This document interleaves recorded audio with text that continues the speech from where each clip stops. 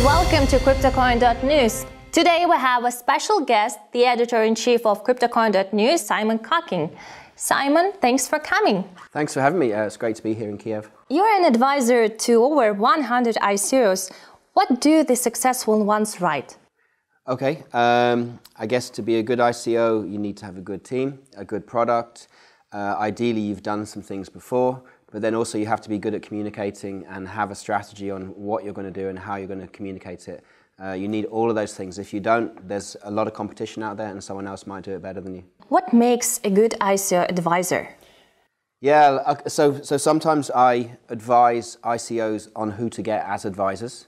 So I help to curate it. So I will say, don't just go shopping based upon who has profile, but try and find who's the best fit for what you're trying to do. So there's one I work with, which is a shipping one, Morpheus, and they've got the ex-head of DHL because they're a shipping blockchain play. So that seems like a really good fit. He may not have advised an ICO before, but he knows the industry. So therefore, I'm always looking to see who they have. Is it a good fit? If they're looking to go to China, do they have someone who's based in China? So it's either sectorial or geographically relevant. And I think that's the better way to have advisors. Who helps you to do things better than what you have already within in-house? For example, if you have an ICO, what are your criteria to be an advisor for them or not? Yeah, definitely, yeah. Look, I guess one good thing is that we have a team of people that can help to analyze the white paper and go through that. You're then looking at, well, one, do I like what they do? Do I understand what they do? If you were to ask me what they do, can I communicate back to someone else what it does? If I don't get it and it doesn't really make sense, then I'm not really going to get involved. Also, is it something that's doing something interesting and of value, just generally? Also, now I've got a criteria to work through. How organized are they? How ready are they really to do it? How realistic are their goals and their aspirations? Are they looking to raise a ridiculous amount of money, like 50 million? Is it just a get-rich play? So all of these things help me to filter faster to work out who I'd like to work with. And then the other one, finally, is also how are the people? Do you have a relationship with them? What do they seem like? Because working with difficult people is just a drag, and it's just a nature of this is that you have to be able to communicate. And if they can't communicate, even in our negotiations, it gives me an idea. If you have an ICO which asks you to be their advisor, sure. How do you see whether it can be an ICO scam or not? Yeah, look, that's a good question. I guess on one hand, we try to do our due diligence on it, and we'll look at where are they registered. We'll follow the URLs. Is it actually a registered site? Again, do they have a LinkedIn profile? Who are these people? Did they just appear from nowhere last week? You know, and we've done some, and it's turned out that 3 to 6 years ago they were involved in something else. Also, what's happened is there are Telegram groups for advisors. So generally, there's a lot of good information sharing, and I wouldn't really see myself as being competitive with other advisors. So I'll often get a heads up from another one saying, look, I've had a look at this and I don't think it's legitimate. So both we have our own network and our own way of assessing, and I'm fortunate that other people will flag both ways. They'll say this one doesn't look right, or they'll say this one looks really good and I've done a lot of research.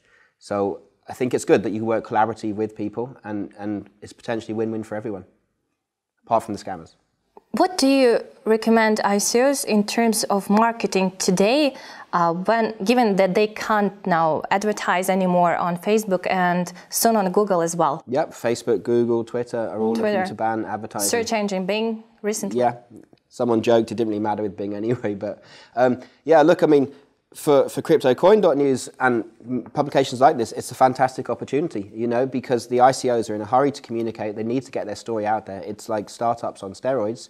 And if you can't advertise in those platforms, then you're going to need to get your story out. So it's a great opportunity for those in the media who are engaging and communicating in this area. Now, I think long term, I wouldn't be surprised if Facebook, Google, and Twitter are all looking to launch their own coins later. So it could well be that it's a strategic move not to advertise. But at the same time, that's a missed opportunity for them and a great opportunity for people like CryptoCoin.News. What topics the audience of CryptoCoin.News most interested in? Yeah, look, I mean, I think the great thing about this is that, as editor-in-chief, you've got, one, you can look at the data and you can see which articles are doing well. So the ICO reviews are bread and butter, consistent interest all the time, because people are trying to do the due diligence. And the great thing about the reviews that we have is that the people that review it have no involvement in the ICO, and they only assess the ICO based upon what they can find online. So they're looking at it as if an investor would look at it, and in a dispassionate way. So I think therefore that produces a review that hasn't been created by, it's not a paid to play review. So therefore it's more objective. So that's why that does well. Also, it's interesting, we've done some articles about how artists are using blockchain and things. So I think we try to do a mix of giving people things that we know that statistically have done well before, but also trying to put things in front of them that they didn't know might be interesting. So you try to curate it partly on the data, but not completely on the data, to allow people to be surprised by things they didn't know about.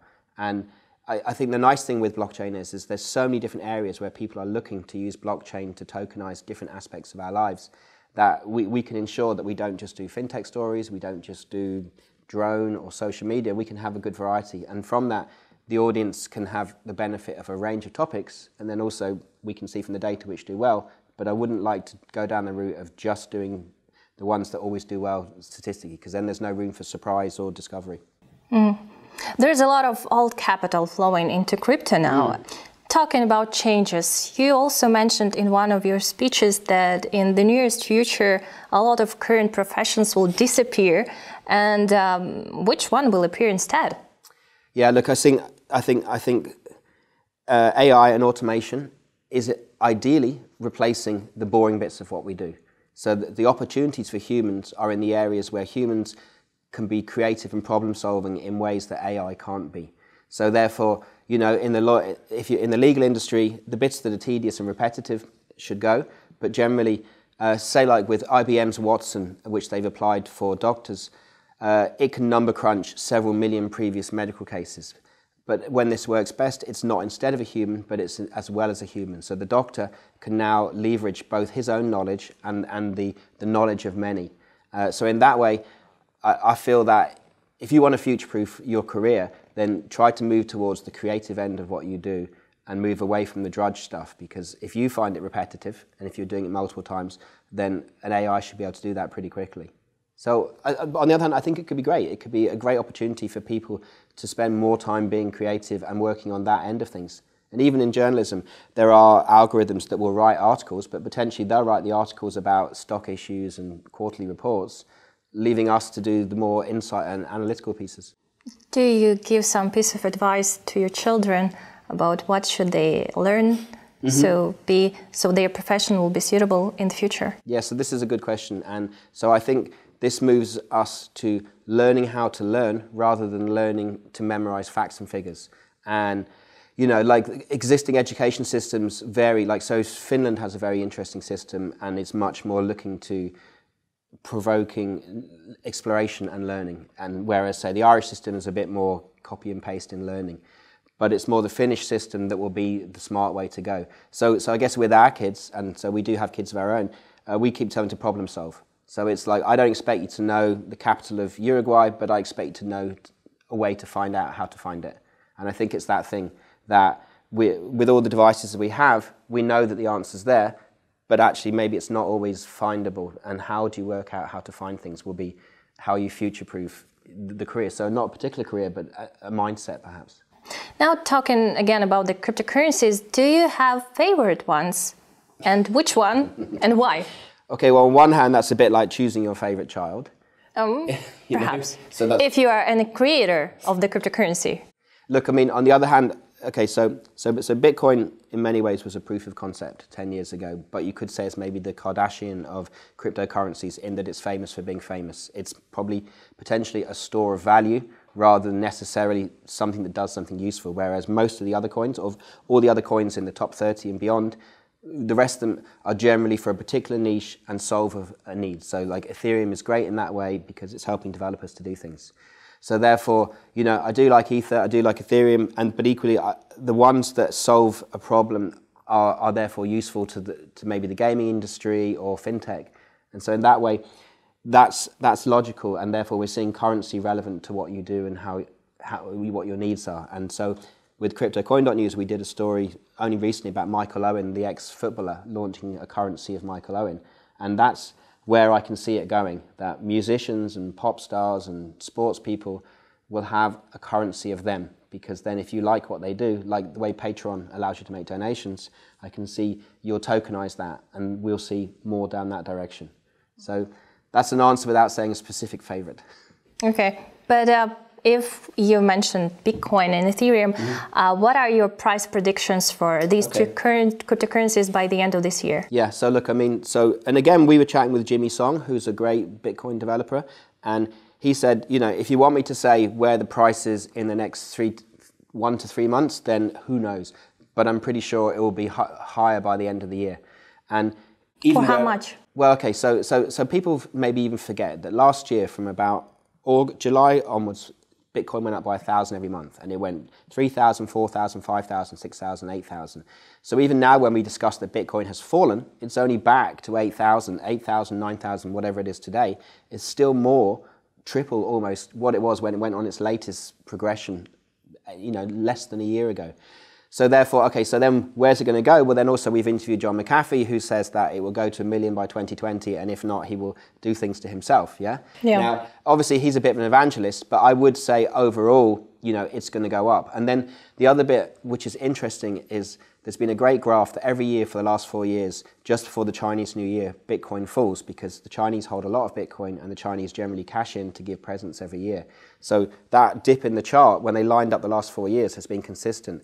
So on one hand, I think there is a cyclical nature to the prices, but on the other hand, it's so young, the market, that we don't yet know. I mean, we were talking yesterday, we're wondering, will it fall in the summer? Because maybe people do other things. On the other hand, and you mentioned about institutional investment coming in, there are people like that who've never bought Bitcoin before who are asking us, where can they buy 50,000 Bitcoin? So therefore, taking away the bubble and the noise with small investors, big investors are looking to move in, and they're looking to move in because it will go high in the long term. So where's it going to go by the end of the year? I would say, I think to say 10,000 would be conservative, and I think it could easily probably do like it did last autumn and go back to probably close to where it went to last year. You know, it was high, almost 20,000. The trouble is because it's such a young market, you know, you still have a few people that own a lot of it. It's about Bitcoin. What about Ethereum? Okay, Ethereum. Yeah, look, I mean, so I like Ether. Ether was 250 last August, and then it went up to 1,000, 1,400. Then it went down again to 350. Now it's back up to 700, I think. See, the thing is I like it and I want to make a prediction. And at the same time, there's a couple of technological things that they're looking to build and develop. And if they work, then I think it will push the price. But at the moment, there's some counter articles and insights saying they're not sure if the technical solution is right yet. So I think if they can get the technical solution to deal with some of the issues that people have identified, then I think it will enable it to go on a run again. On the other hand, I mean, a currency that goes up by 5 to 8% up or down every day is probably too volatile. So while I would happily love Ether to go up really high, really fast, I think that's actually not a sustainable model. So where are we at now? I saw one that said 15,000 by 2020. I mean, I'd be happy even if it was like maybe, you know, 1,500 to 2,000 by the end of this year. But then if it goes too fast, then people get excited and sell, and it just distorts the price. Simon, thanks for coming. Today we were joined by Simon Cockin, the editor-in-chief of CryptoCoin.News. Thanks for watching, and see you next time.